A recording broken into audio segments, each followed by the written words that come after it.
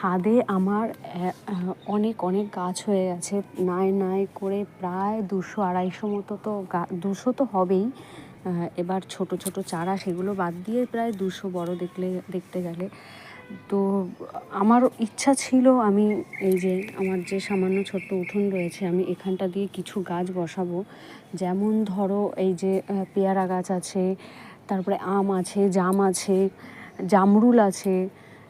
এই গাছগুলো আমি ভেবেছিলাম মানে বাইরেই করে দেব, কিন্তু না, ওই হয় না যে আশেপাশের অনেক কাকিমারা থাকে, সকালবেলা উঠে চা সেবা করতে যায়, তো তারা ওই আমার টব শুদ্ধ নিয়ে যাবে। আর এই যে দেখো আমার নিম গাছও আছে একটা, এই যে এই নিম গাছটা ভেবেছিলাম নিচে করে দেবো, তো এরা শনি মঙ্গলবার দেখবে না, নিম পাতা তুলে নিয়ে গিয়ে বাড়িতে ওই নিম বেগুন করে খাবে ও সব পাতা পুতার ছিঁড়ে নিয়ে চলে যাবে।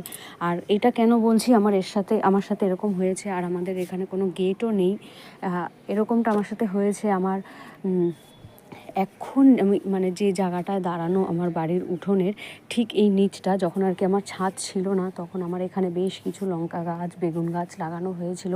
বোম্বাই লঙ্কা, যেটা আমার ভীষণ প্রিয়, ওর গন্ধটা অনেকেরই পছন্দ। তো ও সেখান থেকে উনি কে নিয়েছে সেটাও আমি জানি, সে তুলে নিয়ে চলে গেছিলো। তো এই জিনিসটা আমার ভীষণ বাজে এফেক্ট হয়েছিল যে বাড়ি থেকে লঙ্কা গাছ চুরি করার কী আছে ভাই, লঙ্কা গাছ তো তো বাড়িতে একটু লঙ্কা পাকিয়ে বীজ ফেললেই হয়ে যায়।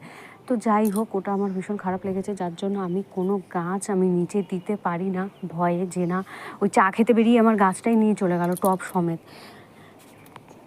তো এই জন্য আমার ভীষণ ছাদে লোড পড়ছে বুঝতে পারছি, আর কোনো গাছও কেনা হচ্ছে না এই মুহূর্তে। তো দেখা যাক কবে আবার গাছ কিনি, কবে কি ডিসিশানে আসতে পারি।